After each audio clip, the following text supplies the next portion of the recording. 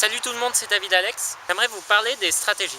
J'aimerais vous donner quelques points pour réussir à élaborer une stratégie claire pour atteindre vos objectifs. Il y a plusieurs choses qui comptent. Le premier point, c'est que vous devez avoir conscience que la passion ne suffit pas. Si vous voulez atteindre un objectif, je suppose que c'est une chose qui vous passionne. Vous voulez réussir à atteindre un objectif qui est dans un domaine qui vous passionne, peu importe le domaine. Eh bien, vous êtes passionné et beaucoup de personnes ont tendance à se dire qu'elles sont passionnées et du coup, elles n'ont pas besoin de se mettre des limites, pas des barrières, des limites, des choses qui leur permettent de se dire à telle heure, j'écris, à telle heure, je tourne une vidéo, à telle heure, je tourne mon court-métrage, peu importe la passion, à telle heure, je décide, de telle heure à telle heure, je fais cette chose-là. Ça a beau être ma passion, je dois le faire à un moment que j'ai déterminé. Parce que si vous vous dites « oui, bon, je suis passionné, alors je le fais un peu quand je veux », ça n'existe pas. Le mythe de l'artiste, le grand mythe de l'artiste qui était tellement passionné qu'il ne comptait pas les heures de travail mais qui n'avait aucune stratégie, ça n'existe pas. Parce que pour ne pas compter les heures de travail, il faut avoir une stratégie. J'irai même plus loin. Ne pas compter ces heures de travail, à long terme, ça devient une stratégie en soi. Donc, vous devez avoir conscience que être passionné, c'est trop top, c'est génial, mais vous devez réussir à vous mettre des limites dans le domaine dans lequel vous êtes passionné. Ça m'amène au deuxième point, j'en ai donc un peu parlé, mais je vais l'approfondir. Vous devez mettre en place des habitudes. Et le meilleur pour réussir à mettre en place une habitude, c'est de faire la même chose au même moment tous les jours. Au moins au début, lorsque votre cerveau n'a pas encore bien assimilé l'habitude. Ce sont des choses simples, les habitudes. La plupart du temps, c'est des choses extrêmement simples. Par exemple, couchez-vous à la même heure tous les soirs, levez-vous à la même heure tous les matins. C'est une habitude. Je vous garantis qu'il y a des tonnes de gens qui prennent des médicaments, des trucs pour le sommeil et qui ne le font pas. C'est des personnes, elles décideraient de se lever à la même heure tous les matins dans un premier temps. Et ensuite, parce que c'est dans ce sens-là, on se lève à la même heure tous les matins dans un premier temps et ensuite on se couche à la même heure tous les soirs.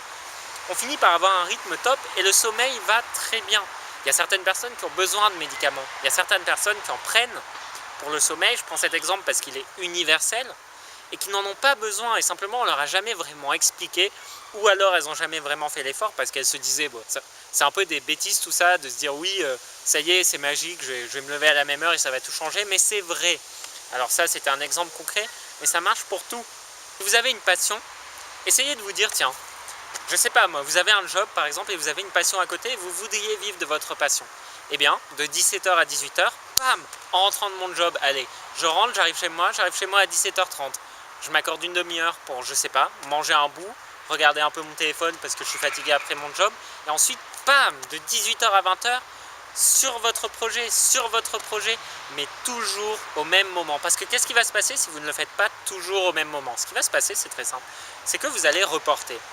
Et en soi, reporter une fois, c'est pas grave, sauf que 90% du temps, ça n'existe pas. Il faut être extrêmement fort d'esprit pour reporter quelque chose une seule fois. Parce que votre cerveau, il va assimiler que vous avez reporté et il va assimiler le fait de reporter comme une habitude. Et donc, ça donne la procrastination. Je vais le faire demain, je vais le faire demain, je vais le faire demain et c'est fini. Votre projet, il sera foutu si vous commencez à penser comme ça. Sans aucun doute. Sans aucun doute.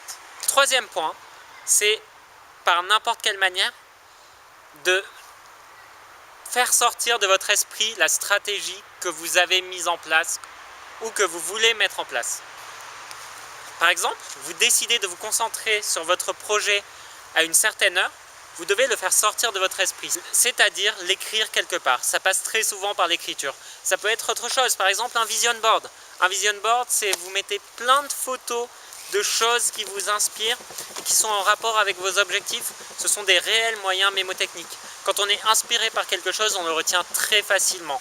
Un vision board, ça fonctionne extrêmement bien. Mais vous pouvez, c'est ce que énormément de personnes font, c'est ce que je fais, eh bien, écrire vos objectifs et vous écrire un emploi du temps. Écrivez-vous un emploi du temps. La plupart des personnes, elles ont un emploi du temps qu'on leur a donné, on leur a dit tu vas à la fac à telle heure. Tu vas à ton job à telle heure et elles ne font pas l'effort de se créer un emploi du temps elles-mêmes. Ou bien elles vont avoir une habitude. Par exemple, aller au même endroit, boire un verre, c'est une habitude en soi. Mais elles ne l'ont pas écrit parce que ce n'est pas quelque chose qui demande un effort. Les choses qui demandent un réel effort, vous devez les écrire pour réussir à bien les appliquer. Les choses qui vous demandent un effort mais qui au fond vous passionnent, ça vous ne devez pas l'oublier. C'est extrêmement important. Alors vous devez prendre un bout de papier. Je pense que si vous n'avez pas l'habitude, c'est la chose la plus simple à faire, de les écrire. Prenez un bout de papier et écrivez ce que vous devez faire à telle heure, quand vous avez du temps libre. C'est extrêmement important. Ne laissez pas les emplois du temps qu'on vous a imposés, quelque part vous dissuadez inconsciemment de vous faire votre propre emploi du temps. Faites-vous votre propre emploi du temps et écrivez les choses. Il n'y a pas seulement l'emploi du temps que vous devez écrire vos objectifs. Vous devez les écrire et ça fait partie intégrante d'une stratégie d'écrire ce que vous voulez faire, ce que vous voulez atteindre. Parce que c'est comme si c'était dans votre cerveau, certes, mais que c'était sorti en quelque sorte et que vous l'aviez appliqué d'une certaine façon au monde réel. Vous avez laissé une trace, aussi moindre soit-elle, dans le monde réel de ce que vous voulez vraiment faire. Et ce n'est que le début. C'est pourquoi vous devez écrire ce que vous voulez faire et vous devez écrire, vous créez votre propre emploi du temps. Le quatrième point, c'est que vous devez avoir une stratégie qui est adaptée à vous. Vous verrez si vous cherchez sur internet, et peut-être que certains qui sont sur mes vidéos l'ont déjà fait, notamment aux États-Unis, mais pas que, il y a des tonnes de vidéos qui vous apprennent à avoir une stratégie ultime pour atteindre tous vos objectifs. Cette stratégie-là va fonctionner. Faites ça tous les matins, dans cet ordre-là, et vous réussirez à atteindre vos objectifs. Faites ça et vous serez plus en forme. Alors oui, mais pas complètement. Je m'explique, c'est quand même simple à comprendre. Il faut adapter les choses à vous. Si vous n'êtes pas ultra musclé, vous n'allez pas soulever 120 kg à la fonte. Et c'est pareil. Si vous n'avez pas le muscle du cerveau qui est encore méga entraîné à atteindre des objectifs, à tout faire pour atteindre ces objectifs, vous n'allez pas prendre des morning routines, des routines de gens qui sont des fous, qui se lèvent à 4 h du matin, qui prennent des douches froides et qui ensuite travaillent 3 heures sur leur projet tous les jours. Vous devez faire petit à petit et vous devez vous adapter à vous. C'est extrêmement important. C'est une erreur que font beaucoup de débutants, de commencer très fort et au final ça les dégoûte. Ça les dégoûte pourquoi? Parce qu'ils ne s'attendaient pas à ce que ça soit si dur. Et puis il y a certaines choses qui ne sont pas adaptées à eux.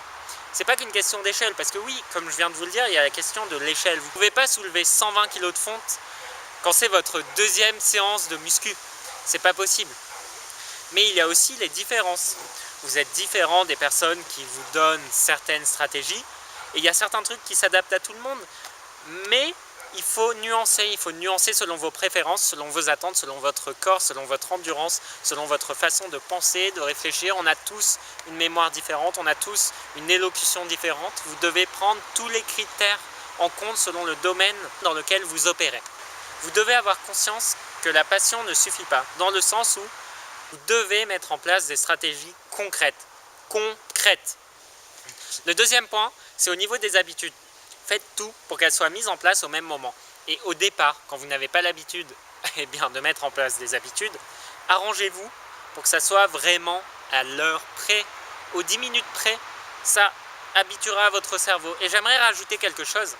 J'aimerais rajouter qu'une habitude, mais environ, pour la moyenne des personnes, selon les tout de même assez nombreuses études qui ont été faites sur ce sujet, 1 mois à s'ancrer dans le cerveau de quelqu'un. Quand on a une habitude, c'est quand réellement on n'y pense plus quand on le fait. Ça met environ 1 mois. Le troisième point, c'est que vous devez écrire, passer ce qu'il y a dans votre cerveau dans la réalité. Alors je vous dis écrire, si ça vous convient mieux, dessiner. Et ça m'amène au quatrième point, qui est que vous devez faire des choses adaptées à vous. Vous devez avoir une stratégie qui est adaptée à vous. Voilà, c'était David Alex. J'espère que cette vidéo vous aura aidé. On se retrouve la prochaine fois. Salut!